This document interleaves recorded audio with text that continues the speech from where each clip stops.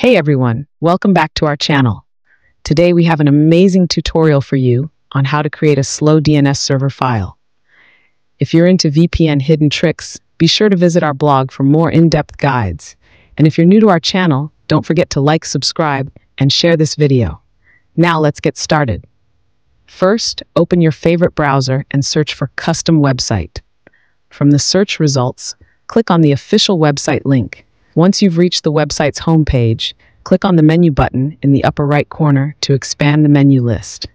In the menu list, click on Slow DNS Files. A pop-up will appear, giving you options to choose between HTTP Custom Slow DNS Files or Socksip Slow DNS Files.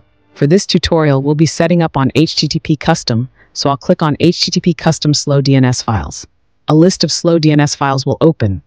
Click on one of them to open the download page. Once you're on the download page, click the download button to save the file to your device.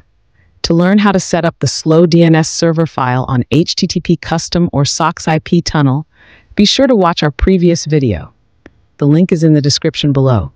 If you found this tutorial helpful, don't forget to like, subscribe, and share it with your friends. Thanks for watching.